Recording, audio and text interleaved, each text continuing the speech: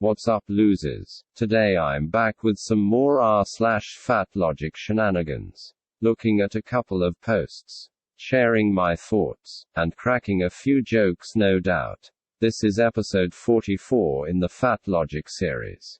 Without further preamble, let's get into it. Last retweet. There are multiple studies showing correlations between high blood pressure and heart disease in fat people. Mostly in people who were made to feel bad about their weight.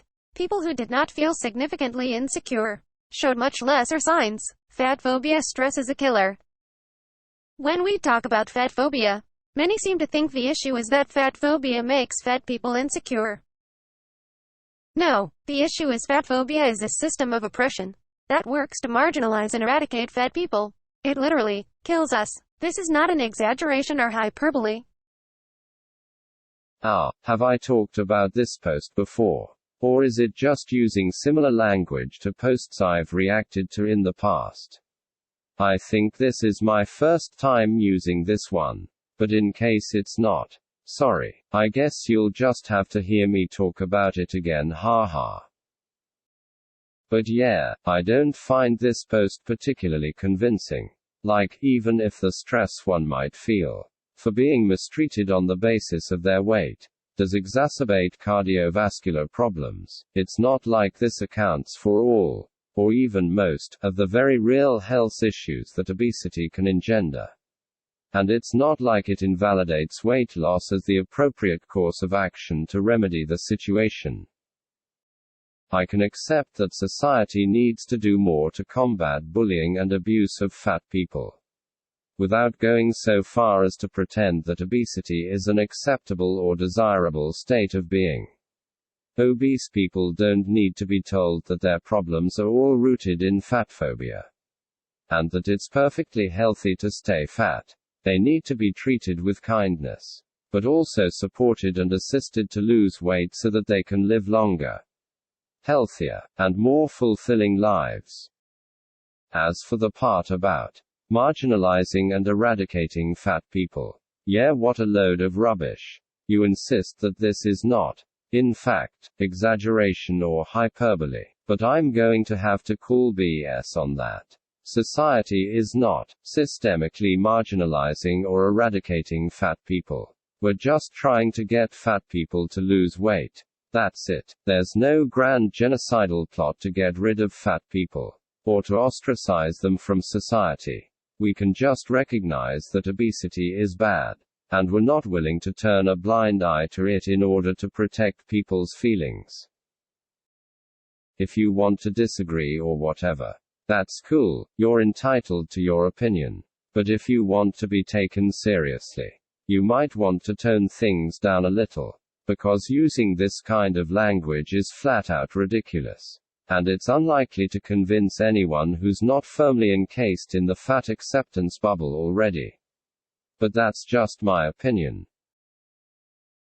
Hi Dana, I've been new to Noble Blood, and loving it. I've pre-ordered your book. I started listening back to older episodes, and am very saddened after to the ep about George IV. I'm very fat, fatter than George, and in recovery from an eating disorder. I realize re-recording is not terribly feasible, but I would love to see you put a content warning on the episode for specific weights, measurements, and food recording, as well as general anti-fat sentiment. It really makes a difference for me, day to day, on being able to take care of myself and my family when I encounter this kind of thing with no warning. I also do not support people monetarily if they are unapologetically anti-fat. I hope you choose care and respect.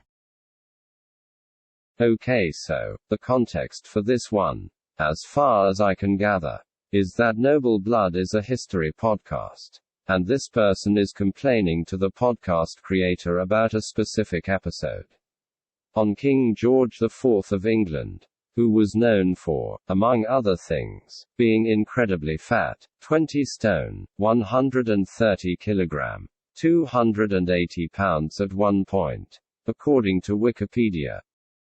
Going through the post point by point, a number of things stick out to me. The first is that the commenter claims to be fatter than George, but also that they're in recovery from an eating disorder. And all I can say in response to that is, What? Like, I understand the push to open up eating disorder diagnosis to include those who are not underweight. But surely you can't tell me with a straight face that someone who is more than 280 pounds has a problem with restriction. The amount that you would have to eat over a long period of time, and the amount of fat you would be putting on, seems totally irreconcilable with a compulsion to restrict, and a preoccupation with being small. It's just not adding up for me. And even if I were to accept that this person was in fact recovering, and that their putting on all this weight was in service of that recovery, I cannot wrap my head around why any doctor or therapist would suggest that this form of recovery was a remotely good idea. Being that large is genuinely putting your health at risk. And for evidence of this, we need look no further than George himself, whose obesity contributed to his developing a number of ghastly health conditions, and ultimately to his death. I must say that there's an amusing irony to this person trying to get content warnings placed on George's story, so that fat people wouldn't have to listen to it, when, in a sane world, internalizing his story should serve as a startling wake-up call about the danger and unsustainability of living in a morbidly obese body. I guess people were right when they said that those who don't learn from history are doomed to repeat it. Sad to see the tragic lesson of George's life go to waste. But I guess that's just what happens when you refuse to hear anything that might force you to self-reflect. I also found the bit at the end about refusing to monetarily support people who are anti-fat pretty obnoxious. Like, if you want to politely ask for content warnings to be put in, I might think it's dumb and defeats the purpose of learning about history. But I can at least acknowledge your right to have an opinion, and to communicate it to the creator. But trying to force them to bend to your will by holding your money over their head is just lame. If you don't want to support the podcast because it's anti-fat, just don't give them your money. And leave a negative review if you want. Don't try to instigate some kind of exchange where they cave to your childish demands in exchange for your cash.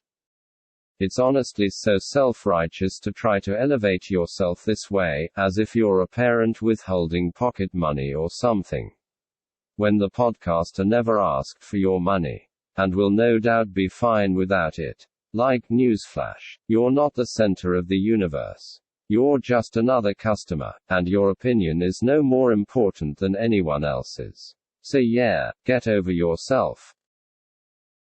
Lately, I've been wondering if part of the reason why we feel good after exercise is not only because of the hormones we release, but maybe also because in some cases, we feel like we were good for exercising, since it's praised in our society. Whoa, you don't say. This is truly a shocking revelation. Just kidding, haha. But yeah, this post is confusing to me. I don't think anyone would deny that part of the reason we feel good about exercise is because it's generally considered a positive and constructive activity.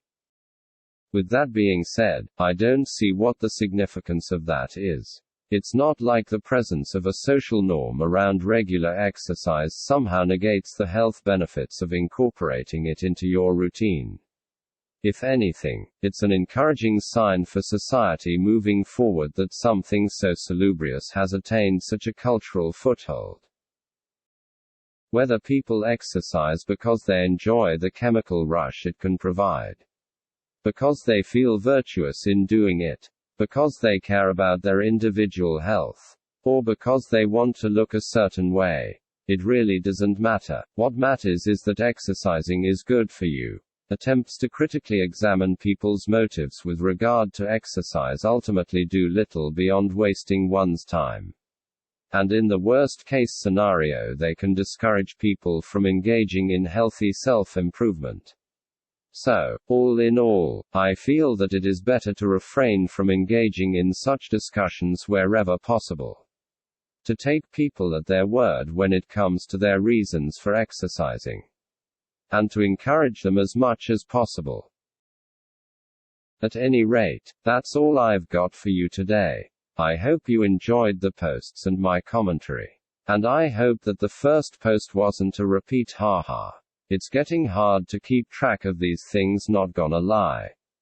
But anyway, what do you think? Is society trying to marginalize and eradicate fat people? Was George IV a fat icon? Ahead of his time? Do people enjoy exercising because it's praised in society? Let me know in the comments.